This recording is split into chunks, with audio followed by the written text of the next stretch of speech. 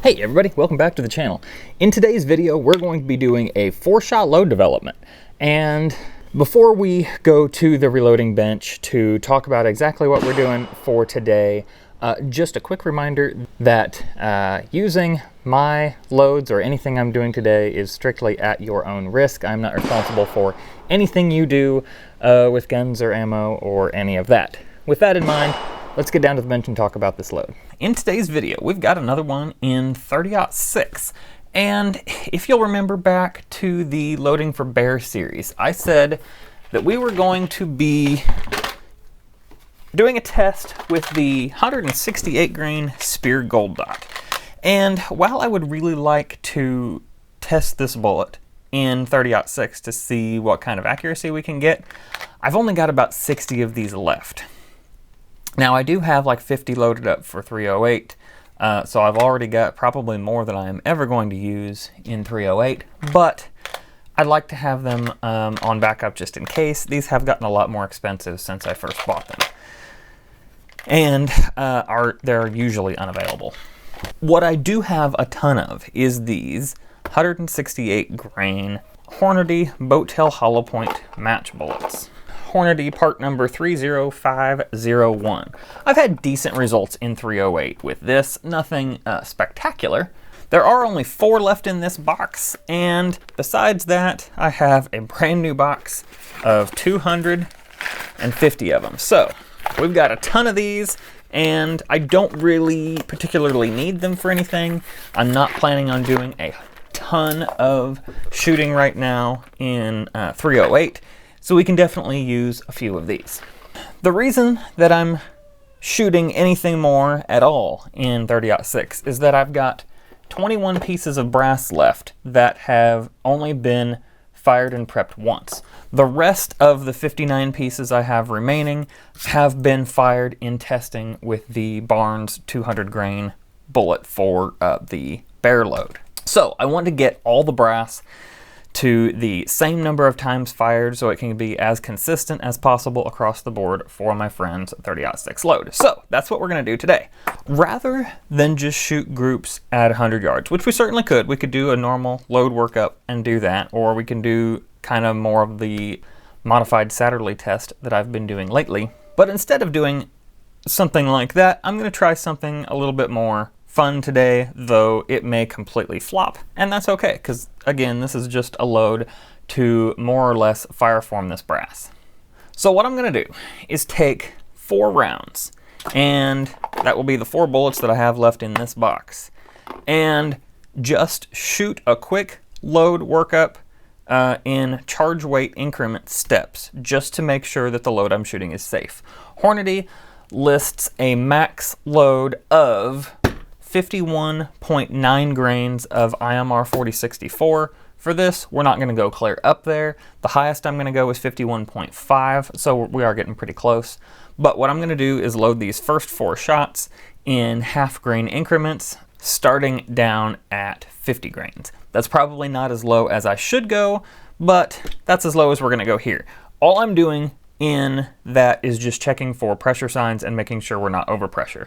Hornady is pretty consistently very, very conservative with their pressures, so I'm not too worried about that at all. But I do want to do at least that simple test to make sure we're not overpressure. The rest of this brass, I'm going to load up with probably that 51.5 grain charge if we don't see any pressure signs on it. Otherwise, we can definitely go lower, but I'm probably just going to load up the rest of them with that 51.5 grain charge. We're going to put these on paper at 100 yards, and then I'm going to try to put them on paper at 500 yards. I'm really curious to see what I can do with a 12 power scope putting these on paper, so that's what we're going to do. Or at least that's the plan for right now.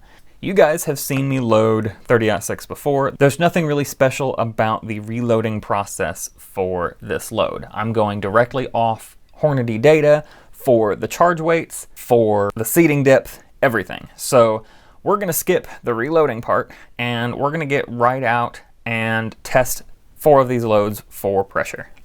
So there is something I ran into that I do want to talk about. So I got the powder charges weighed, and that was no issue. But I realized I was probably going to have to adjust the seating die to get to Hornady's recommended overall length of 3.220.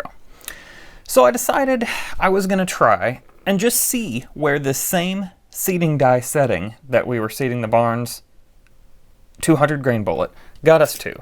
And we got to 3.276, which is okay, I think. Just to double check that, I measured where this bullet hits the lands, and that is at 3.312 inches of overall length. So we've got about 36 thousandths of jump. That is actually going to be perfect. I don't mind starting at that point at all. So to avoid changing the seeding die setting so that I have everything exactly the same for loading up this brass with the Barnes bullet when we're done, I'm just going to leave the seeding die the same. We're going to have about 50 thousandths more case capacity than the Hornady manual calls for. That's okay. I'm not worried about it. We're going to take this and test it out, and I am not going to touch that seeding die whatsoever. And that's actually a big relief. That makes this little test a heck of a lot easier. So let me go ahead and get these loaded up, and we'll get out and pressure test them. So we're shooting 30-06 into the dirt, which seems like kind of a waste, but it is what it is. Not much more we can do. With this, I could put them on paper, but it's probably not worth it, so. The difference in the recoil between that load and the 200 grain Barnes is huge. Absolutely huge. All right, no pressure signs at all on the brass. Actually put this one up to my face. It's a little sharper, a little quicker, but it's definitely lighter overall. Okay. No pressure there. Still have flat primers just like we did on the last test. The ducks are walking right up behind me.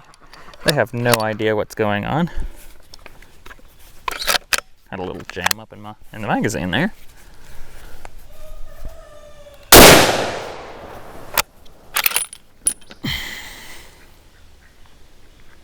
Still no pressure problems.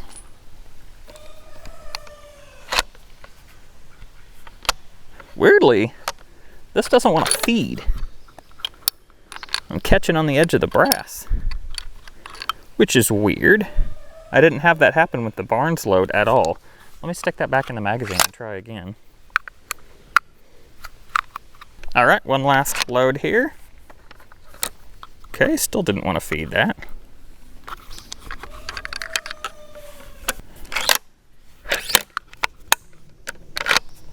My friend did mention he was having problems with this magazine, and yeah, it is not wanting to feed. Yeah, not feeding at all. Weird. I didn't have problems with it before, but it's certainly not want to do anything now. Yeah, there's something going on with this magazine. It's be back here. Yeah, it's a little loose. Not wanting to hold together quite right. Well, I guess I'll single feed it. Yeah, gonna have to. Not sure quite what's going on there.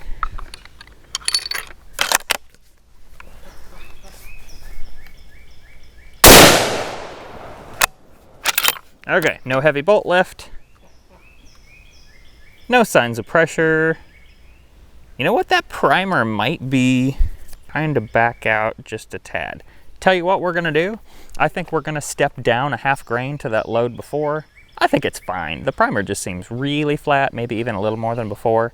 I don't know, it's probably just my imagination, but I'm just gonna go a half grain step down. We'll go to 51 grains even, which weirdly is the same charge we're using with H4350 and the 200 grain Barnes, but again, this is a different powder, so anyway, not really a correlation there. But we'll just go down a half grain to that 51 grain load, and I'll load up the rest of this ammo.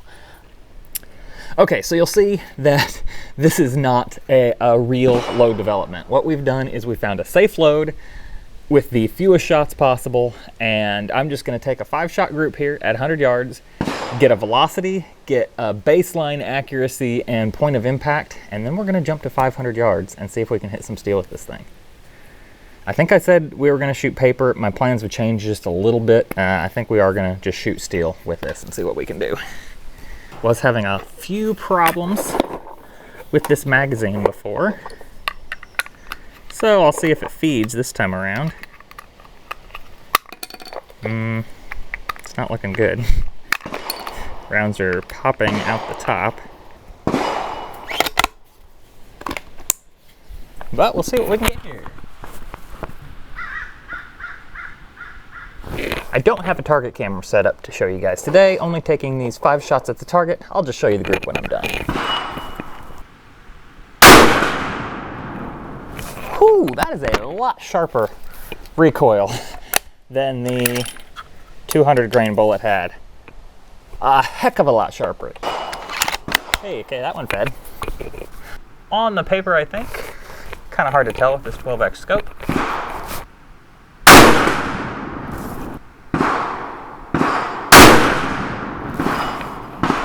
Dang, that kicks like a mule.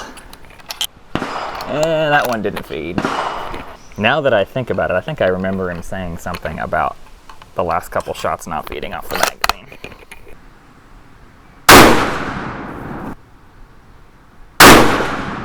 I think my shoulder's broke. Let's walk up there and take a look at that group. Not sure if I quite believe what I'm seeing through the scope. Good grief. That is indeed, that was my last shot right there. And that was a skinny barrel getting warm, so maybe that could have affected it. But good night. 4 of those went into that hole right there, and 1 right below it. I did not expect that. I expected 1.5 inches. Remember, we didn't work up this load at all. I shot 4 shots to make sure that this was going to be a safe load, then loaded this up. That's crazy. We're probably a 0.6 between that shot and that shot. That's nuts.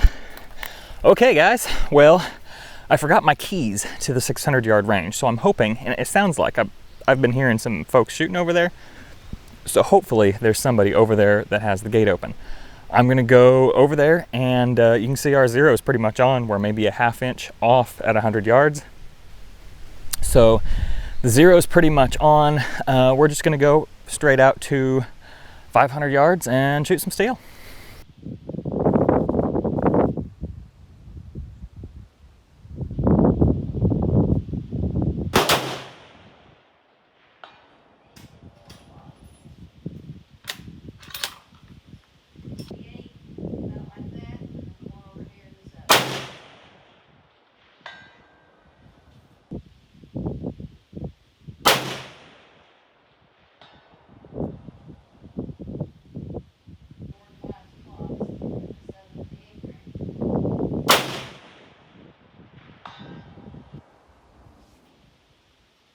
Alright, well that's too easy. Let's go to 600.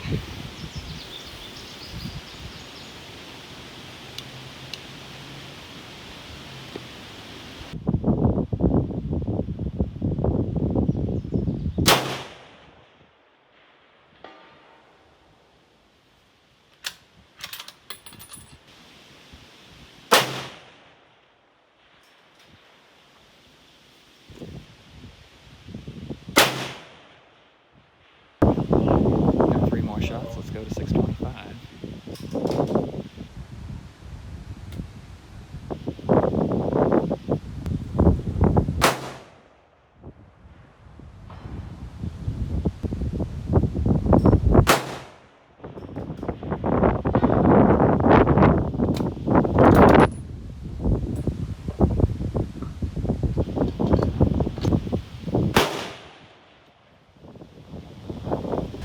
Missed that last one, but it's starting to break, so I'm going to pick it up. And I've measured this group, and it's real good. Not maybe as good as I first thought. These are actually spread out just a little further than the 0.6 that I guessed them at, but 0.83 is not bad at all for a 5-shot group, with, of course, those first 4 going into 0.44 inches.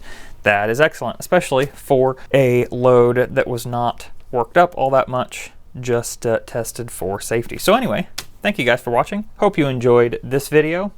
This gun is now finished shooting for now on the channel. May end up getting it back later if my friend ends up wanting a different load or something else worked up with it. But that's all we're doing for now. I have done the whole cycle of brass prep and loading all over again with the 200 grain Barnes. That is now loaded up and ready to get back to him. So thanks, of course, to him for letting me borrow this gun for testing. I had a ton of fun with it. Shooting 30-06 was a blast and makes me think that in the future I may have to get a 30-06 myself. Anyway, guys, thanks again for watching, and y'all have a good one.